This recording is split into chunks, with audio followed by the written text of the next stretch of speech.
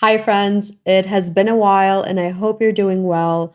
I am just incredibly excited for the upcoming autumn season and definitely in need of a change of season and colder weather, cozier weather. Perhaps you're like me, and the approaching autumn season might signify for you uh, a more introspective mood and an eagerness to explore the deeper pockets of everyday life. That's certainly been the case for me in the past couple of weeks. I had this book, Slouching Towards Bethlehem, which is written by Joan Didion, and it's been sitting on my shelf for quite a long time. I want to say maybe even years. And I had never gravitated towards reading it until just randomly the other day I picked it up and thought I'd actually browse through the table of contents. And it is a collection of essays, so you could just jump around from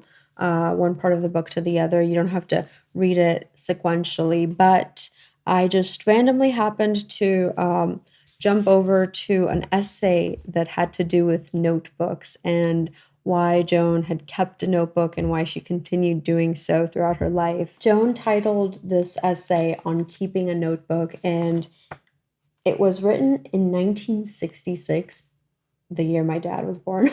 But it remains so incredibly close to heart. The observations remain so timeless because as I was reading it, it honestly felt like I was just sitting down at a coffee shop with a friend who was musing over her habit of writing and note taking and keeping notebooks. It just made me think, why is it that we keep notebooks? Not necessarily journals, but simply just pieces of paper collected and bound together and kept for years and years. I know people who have kept notebooks since they began to write. I've also had various phases of notebook keeping. It began as a very cheesy, uh, cheetah colored little notebook that I had, oh my goodness, that had a locket or a lock on it.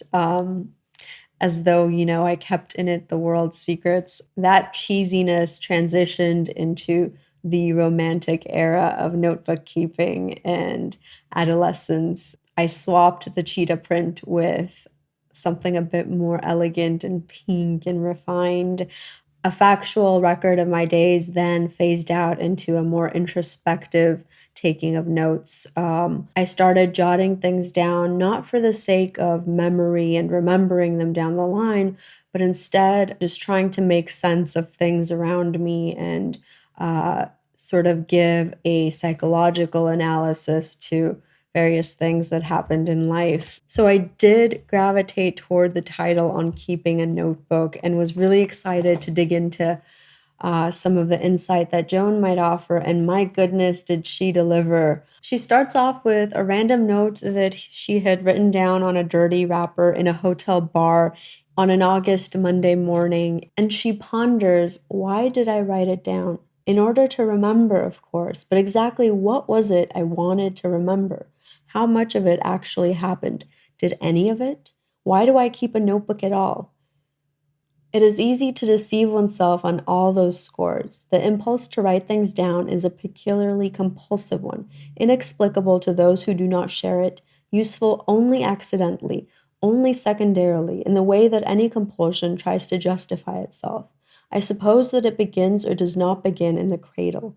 Although I have felt compelled to write things down since I was 5 years old, I doubt that my daughter ever will, for she is a singularly blessed and accepting child, delighted with life exactly as life presents itself to her, unafraid to go to sleep and unafraid to wake up. Keepers of private notebooks are a different breed altogether, lonely and resistant rearrangers of things, anxious malcontents, children afflicted apparently at birth with some presentiment of loss.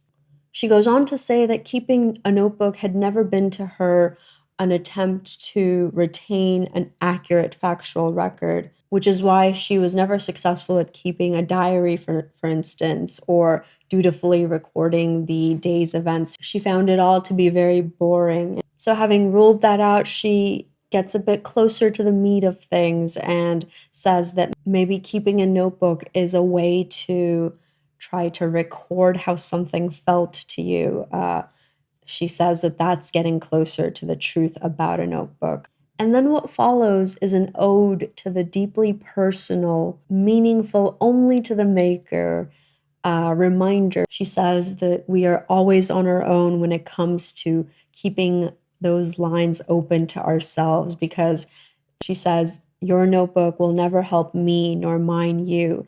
So, what exactly is the point of keeping a note? Joan balances her very journalistic style of writing, very to the point, matter of fact, with just the perfect touch of charm to come up with what she thinks is the point of keeping a notebook. And that is, as she says on page 136 in Slouching Towards Bethlehem, remember what it was to be me. That is always the point. She, of course, writes decades before ours, and it's no longer the case that we're taught to see ourselves as the least important person in the room, as was once the case with her.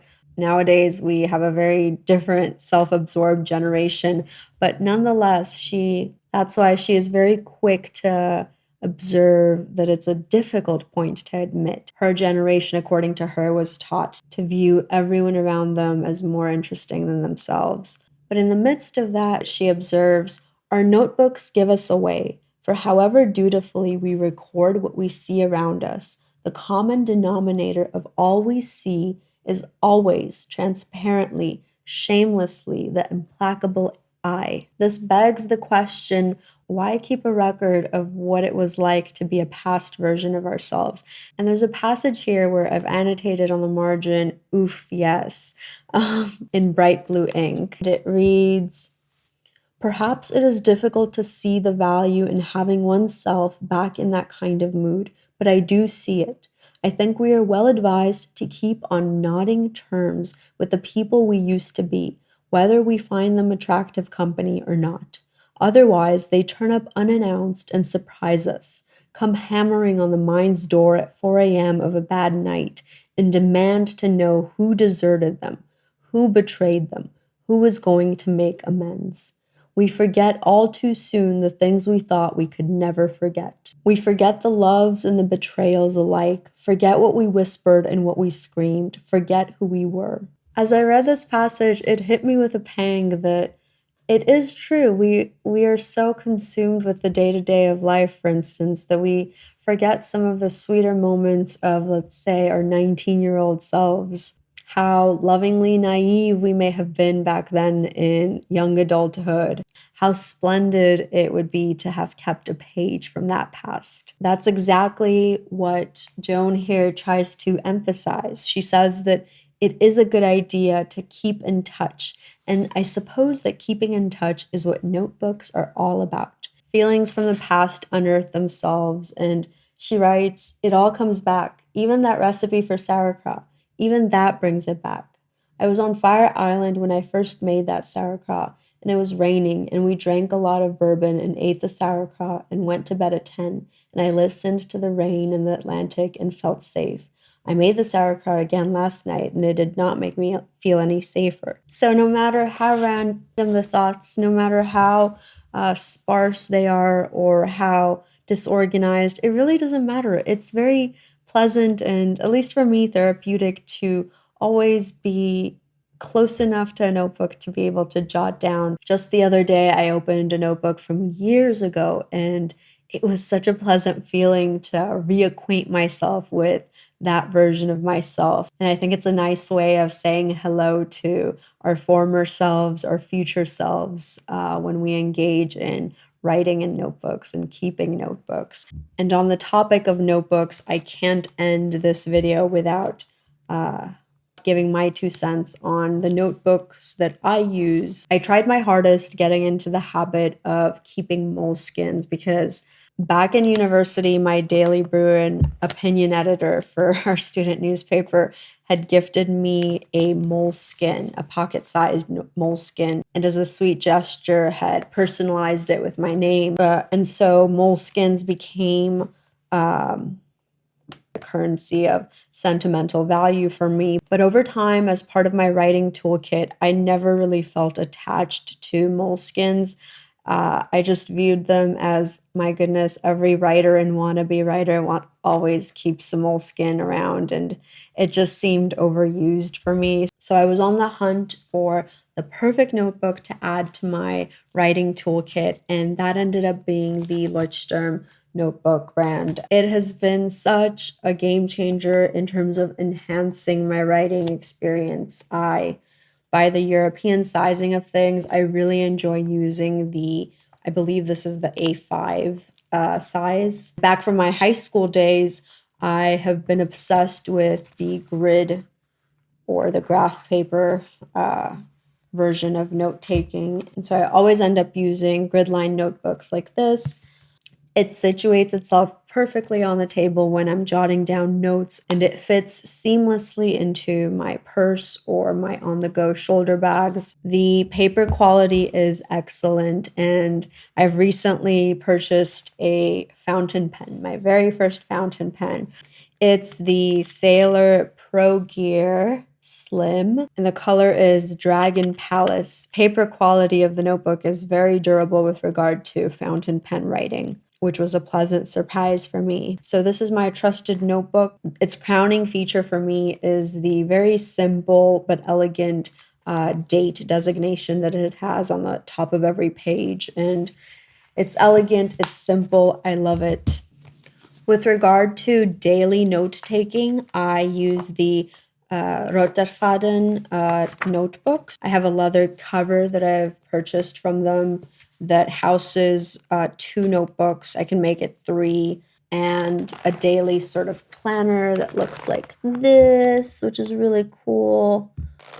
And a neat little pen holder here on the side, and lots of pockets inside. The inside is wool and the outer portion is leather. Got a nice little strap here too.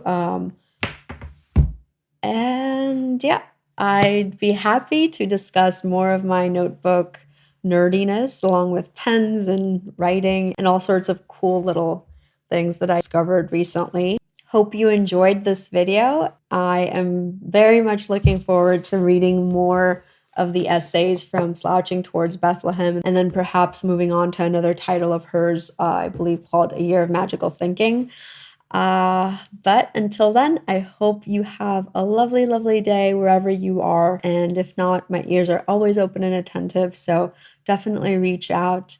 If you liked this video, please, please, please like or comment and share as you see fit, and hope to catch you next time. Bye.